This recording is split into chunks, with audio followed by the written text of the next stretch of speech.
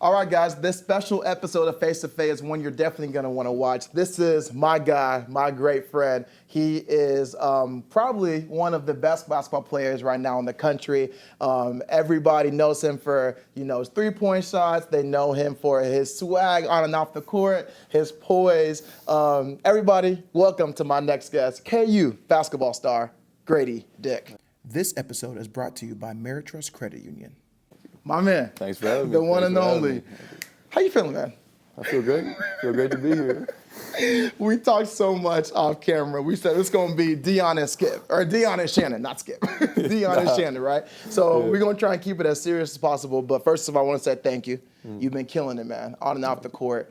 I've seen the stuff where people are holding the signs up and all that. I mean, just as somebody from Wichita, Kansas, right, and now KU, I mean, the national love is crazy, right? For somebody just as chill, as humble, as goofy as you, I mean, how do you deal with some of the fame, right, even criticism, jokes? Yeah, talk about that.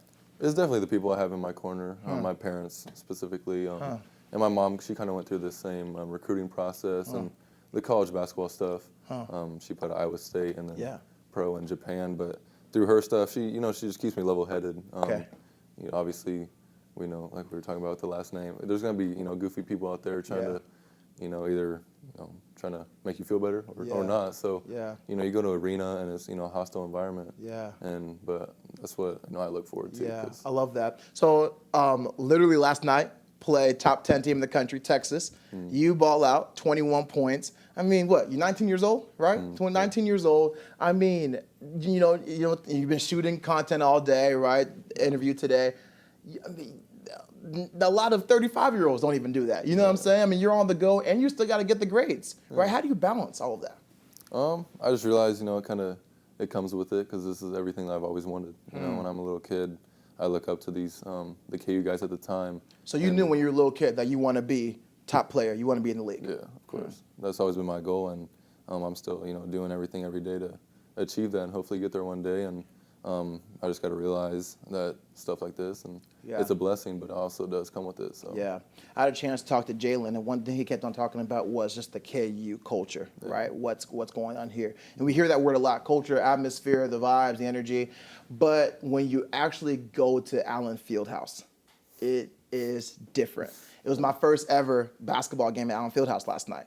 It was nuts. He's like, what took you so long, right? It was nuts, right? So when you were getting recruited, all schools across the country were trying to get to you, right? What made you choose KU? Well, I mean, obviously I had a big advantage of just being from here, but I think the biggest thing was just the history of everything here. Like you probably felt that you walk right in that arena and you feel something different than Something's different. you would have anywhere else. So you literally have the rules of basketball in here. Literally, the invention, man, that's amazing. So is there pressure, right? Like you guys won last year. They're expecting you guys to probably repeat. They love Jalen. They love the team. They love all that. Is there pressure, and how do you deal with that pressure? I wouldn't really say it's pressure. I feel like, when I'm thinking about that, it's more excitement. Okay. Because I take it as, the amazing things they did last season. Okay. That only helps this team to, put us on the map even more. And, big shout out to those guys. They did that. So I think it's just more excitement for us to try to get back to where they were and keep pushing towards it every day. As a former basketball player, when I'm going to watch those games, I'm not just watching, you and Jalen do your thing, right? I'm watching how Coach Self is, right? I'm watching even the PA announcer. I'm watching everything. Coach Self, that's a serious guy. I mean, he's the real deal. He's yelling. He's in the ref's face, right? He's yelling at you. I mean, Coach Self is legendary, though, man. It's Coach Self. What's your relationship with Coach Bill Self? That's a Hall of Fame coach for a reason. And we're extremely close. So it's just, you got to know with coaches and especially him, a lot of this stuff, his tone and everything, you can't focus on the tone. It's just the message he's putting out. So, when he's, you kind of got to compartmentalize, right? So if he's yelling, you're like, forget him yelling, forget the red face, right? I got to focus on the words and what he's trying to coach me through. Yeah. Because at the end of the day, he's, the most resilient dude I've, one of I've met. So really, he's gonna come, back to practice every single day the same he is. Yeah. Would you say somewhat of a father figure in a way? Jalen was talking about how through his ups and downs, I guess Jalen's been there for longer than you, but Jalen was like, Coach Self has kind of been a mini father figure. What are some lessons you've learned from the legendary Coach Self? Especially just being at Kansas and the kind of profile the guys and me have here of kind of being humbly the kind of big guys on campus and going around. He just knows what goes with that and that people are going to try to do different things, and he's always just in our corner, keeping our head straight and know that. I love that. I love the idea of coaches, and I want to stay on this real quick here. We know that you're from Wichita, Kansas, right? And there's the joke going around that I'm Mr. Wichita. I'm living in Wichita now.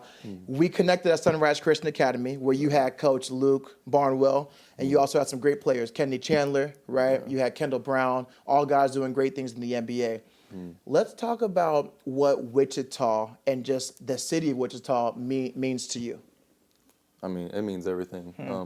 Any hometown should, and it's just a little different about Wichita with the support everyone brings. Every time I go home, I could go anywhere, anywhere in the city, and someone's going to say something, positive to me, and that's what I love. Social media is obviously different. You go anywhere in comments, there's going to be negativity everywhere where everyone gets an opinion, but it's different when you support your hometown people. So. Yeah. A lot of people sometimes will talk trash on Wichita, right, and say that it's not really that great of a city or all that. What do you think about Wichita? Like, what's the positives about the city? Just like I was talking about earlier, just the people. I think that's more important than everything is just who the people are. And you go to some I'm not gonna bash on any city, but you go to some cities and people are just kind of strangers to each other. But I think Wichita, it's all. Together. One thing I would tell people is that, by being a media personality, if I try to do this in Dallas, it might take me 5 or 10 years, right? In Vegas or New York City, right, it might even take me 15, 20 years. Wichita, they give you space to grow, right? It's not really, as whether it's active or, advanced to other cities. So I look at that as a positive, right? There's a lot of growth into it. Would you agree to that part of Wichita for it? Yeah, and it's just, once you start, getting up there and, making positive things, they're going to they're not going to forget anything about you. Or if you might go to some big city and you do one thing and they're not going to see you for the rest of your life. Wichita, they stick with you. They stick with you. They're loyal to you. I love that. I think it's crazy how you were National Player of the Year just last year, right? And in 8 to 12 months from now, you could be in the NBA, making millions of dollars. Has that hit you yet? I mean, it's a lot to take in because, the main priority is focusing on what's happening in the season. But the fact to even think about that is just, definitely dreams I've had as a kid. And, but my dream right now is to be at KU. It's to be at KU. And I love that because I was talking to Jalen and I said, by knowing that you probably will be in the draft and probably will be making that kind of money, does it affect you while you're in the now by playing at KU? Whether it's like, hey, I don't want to overtrain because I want to keep my body safe. You see a lot of players that get hurt, right, in college or even in their offseason because they're trying to get to the league. For you, how do you compartmentalize, hey, this is KU, I'm here now. When June comes for draft, I'll be there for that. How do you do that? Yeah, my entire energy, everything, 110% is all in now. And that's what we had, actually, Jay Will and our team had to talk about before our game against Texas was, bringing everyone in, coaches out, just the players and, finding our identity. And one of the main points was, obviously the next season, there's not going to be the same team with seniors leaving, whoever, declares whatever happens. But this is the one time this team's going to be together, and that's where we're going to put our all in it now. I think a lot of teams, they have a lot of their strengths and weaknesses. But has there been anything that you've just been like, man, I learned a lesson through that? Or, man, I'm weak in this area. I definitely need to get stronger, either as a man, as a player, as a student. Talk about that. Yeah, I don't know if there's anything too serious as to that, but you're basically perfect. No,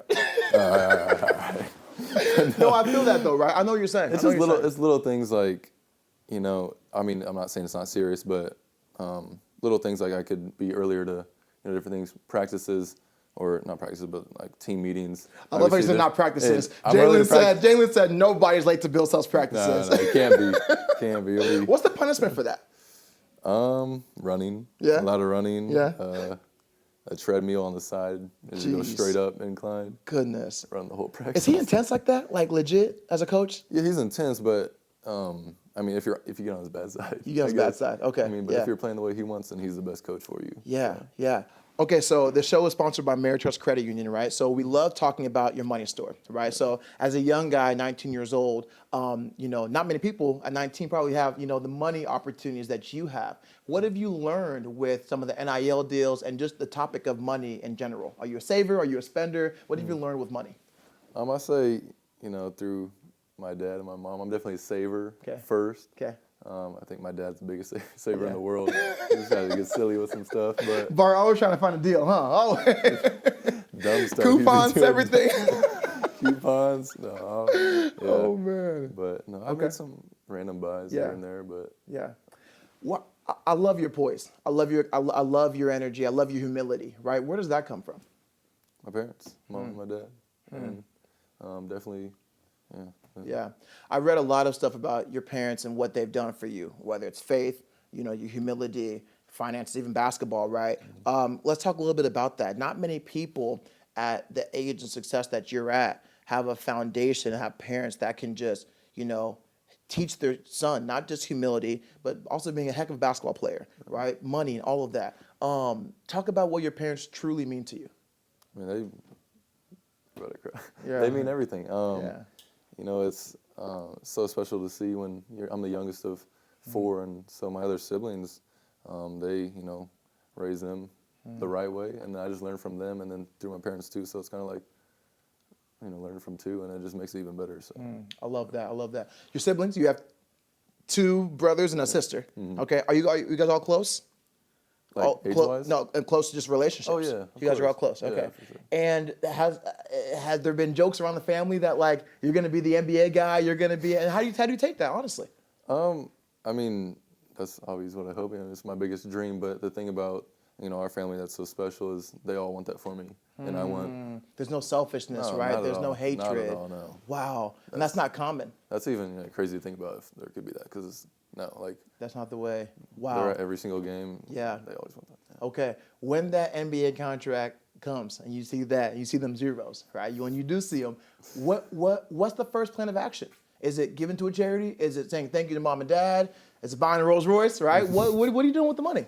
Definitely being smart with it. Okay. I mean, I got obviously my parents, and then an agency with WME, behind my back, and just making sure everything's just, in line and being smooth. This NIL world we're in is crazy, right? It's new, and everything that's new, there's always, early flaws, early kinks, right? Yeah.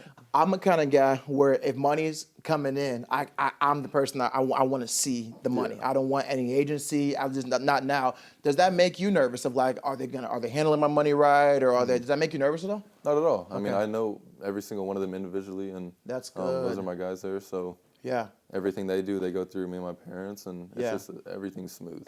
So. A lot of young players are juniors, sophomores in high school. They're looking to become a Division I. With this NIL world, quick piece of advice you'd give to them?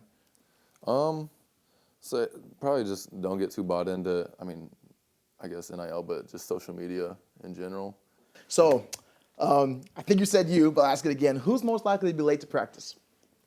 I did not say me. Okay, who's most likely? That's right. I'm gonna throw anybody under the bus. I'll say Coach KT. Coach KT. All right, cool. So no players. Okay, cool. Yeah. Well, hey, I always want to, end the episode with just encouragement, man. So, hey, as a guy who saw you right back, when you were 2020, 2021 at Sunrise, all the way to now, man. I'm proud of the growth. You're not letting it get to your head. You're staying humble. I can't wait to see you in the league. Hope and prayers that we can do another interview, right? This will be our third one. And you have a great support system. I've seen all the work you did this morning, coming off a game last night. So blessings to you. You're a good man. And I always want to wish you the best of luck in all that you do. Keep your head on straight. Keep God first in your life. Yes, and keep staying blessed, bro. Appreciate You're you. Good man, bro. Appreciate you, so much. Man. Yes, sir. Everybody, this is Face to Face, the one and only, my good friend, Gradey Dick. Stay tuned. Let's go.